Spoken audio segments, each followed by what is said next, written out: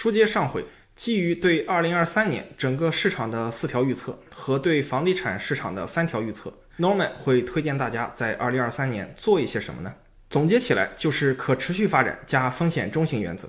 这意味着每个人要做什么是要基于自己的财富状况、收入和风险承担能力的。推荐操作1，大家要评估一下自己的风险指数，然后想办法靠近风险中性。大家知道我是一个学金融出身的人，我一直是谨小慎微加风险厌恶的。有人跟我说你一年买6套房，你跟我说你是一个保守的人。是的，我确实是一个保守的人。我累计购买了几十套物业，只算视频频道开播以来公布过的投资标的，他们的现金流确实是负的。不过把我的所有的物业合在一起，他们的综合现金流其实并不差。单从风险角度看，我操作的风险跟一个收入不是特别高的人花5万块钱借15万去买一辆20万的豪车相比，风险其实是要低得多的。比之蜜糖，五之砒霜，一个人是激进了还是过于保守了，要看自己的财务状况。最简单的自我检测方法之一是现金流检测法，大家可以把自己的年收入以及自己投资产生的现金流合并在一起，看一下总的现金流到底是正的还是负的，需要靠花积蓄和啃老来过日。如果做了上述的计算，你每年还能剩下3万刀或以上，那么很有可能你现在的财务状况其实是过于保守了的。即使你感觉好像22年压力比21年大，这个时候你依然是有合适的空间做一些投资以及增加一些杠杆的。如果做完计算，大家发现需要啃老或者花积蓄才能过活，那么很有可能你的风险指数过高了，这个时候你应该降低杠杆。长期来看，这个世界最大的风险其实是追求 risk free 本身。我们把钱长期买成 risk free 的投资产品，是100%会跑输市场的。所以某种意义上讲，被市场套住的风险并不一定大于你踏空的风险。当然，这依然是需要在自己可以承受的范围之内做可持续发展的安排的。另一种自我检测方法是看一下大银行会不会借钱给你。大家知道利息上涨之后，我们的 stress test 风险评估利率升高了很多。如果在这样的环境下，大银行依然愿意借给你钱，那么你很有可能还是有加杠杆和投资空间的。我个人是一直拒绝使用 B-Lender 和私贷的，也极力反对我的客户去使用 B-Lender 和私贷。如果接下来买房子需要使用到 B-Lender 和私贷才能买得下来，那么就别买了。如果你已经使用了 B-Lender 或者私贷，要想办法尽快转出去，拿到大银行的贷款利率。如果转不出去还拿不住，那么你要尽快想办法把物业卖掉，来降低自己的杠杆。人是一个很神奇的存在，现实操作中是旱的旱死，涝的涝死，过于激进和过于保守的人都大有人在。我举2个我聊过的朋友的例子。 B 同学收入只有5位数，手里居然拿了4个还没有交接的楼花。他跟我说，我现在手里还有30万，应该买点啥。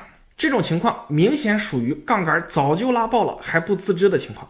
对于 B 同学，我能给出的正确答案是买3套房子。 B 同学应该尽快想办法处理掉手上的2到3套楼花，让自己解脱被杠杆拉爆的情况。你很可能在交房的时候根本贷不到款，没有办法交接房子，这个时候还想着继续买，实际上是给自己埋雷，属于投资领域的自杀。我觉得你应该反思一下，为什么会在明显负担能力不够的情况下，被经济忽悠去买了4个楼花，拉爆了自己的杠杆率。另外一个案例 C 同学，家庭收入是超过20万的，他们买了一个楼花，提前做好了贷款，利息只有 3.几%，是明显低于市场水平的。虽然会有一些负现金流，但是从中期角度来看，我也帮他们算过账，压力并没有那么大。可能是出于心理压力的考量，他们目前在考虑割肉卖掉这个 assignment。 我认为 C 同学的情况在现在的状况下割肉离场其实是没有必要的，他们这样的操作有一点过于谨慎，是上面一个人的对立面。其实 B 同学和 C 同学都经常看我的视频，相信你们看到了也知道我是在说你们。希望你们可以克服心理上的障碍，不要过于激进，也不要过于保守，尽可能的做到风险中性。除了现金流的可持续，这边我还推荐大家没有一套投资房产，配置2万的现金存款 Home Line of Equity 或者是股票来作为风险准备金，应对可能出现的空置以及贷款上涨的情况。推荐操作2，在不拉爆杠杆的情况下，积极建仓，买便宜的可负担性强的房子。为什么说到要积极建仓呢？只看我聊到过的人群中，很多人的收入是高且稳定的，更多的人实际上是银行存了30、40万 GIC 持币观望的人群，他们的风险距离风险中性其实是过低了，而不是过高了的。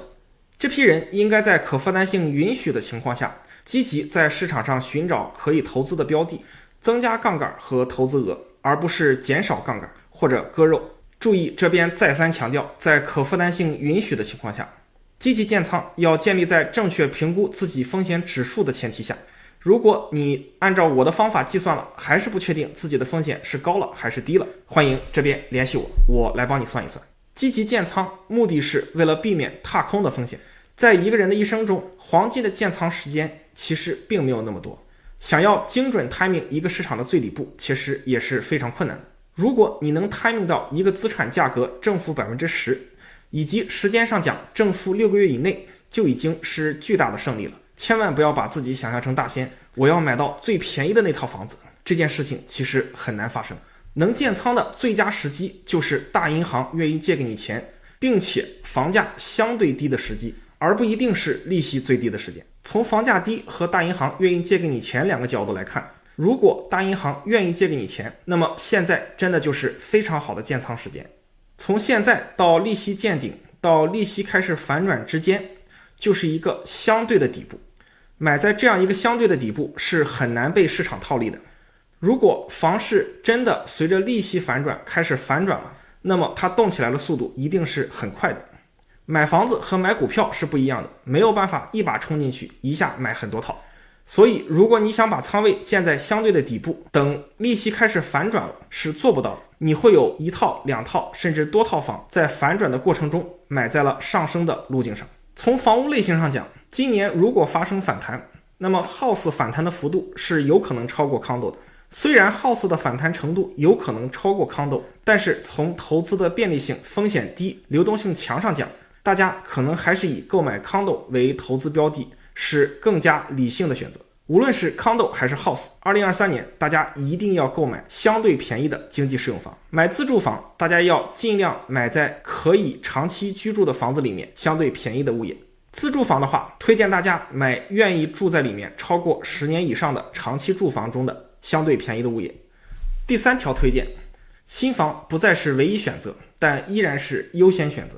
大家知道，我一直主张推荐大家买2018年11月15号以后首次入住的房子。这些房子我称之为新房，他们是没有租金管制的。我自己这几年买的物业也都是新房。2023年中，如果看到的新房价格都太贵了，那么买旧房也可以是选项之一。大家买了旧房，如果租金过低或者是遇到了租霸，那么大家要做好通过搬家来合理合法把租客轰走的觉悟和准备。毕竟涨租会受到限制，通过涨租也轰不走租客。我是很懒的人，估计自己是不会搬家的。那么新的一年中，我自己大概率还是会以买新房为投资标的。第4条推荐，新的一年楼花市场估计还是不咋地，但是 assignment 快交接的房子中会出现一批质量比较不错的投资标的。由于2023年开始外国人不能买楼花了，那么开发商想把房子卖到可以申请建筑贷款的线会变得更加困难和漫长。相应来说，开发商推迟开工、推迟完工以及小开发商破产都会更频繁的发生。开发商肯定都知道这个问题，那么在定价的时候也会把这部分风险考虑进去。我猜测23年的楼花市场价格估计依然不会特别友好。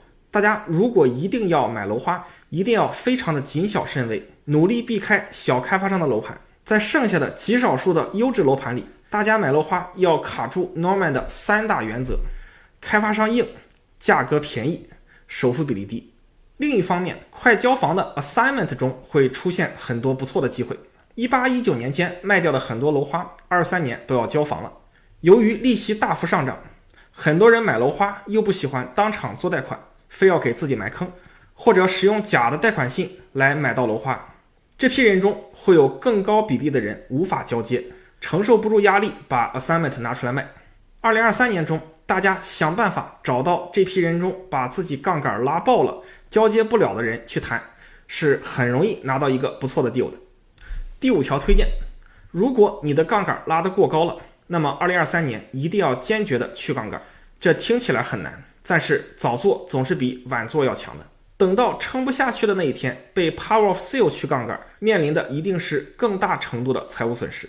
如果你的收入加上投资合计的现金流是负的，并且你没有办法给每持有的一套房配套2万等额的资金做风险准备金，那么我推荐你把所有的房子拿出来捋一捋，从现金流最差的那套开始考虑出手。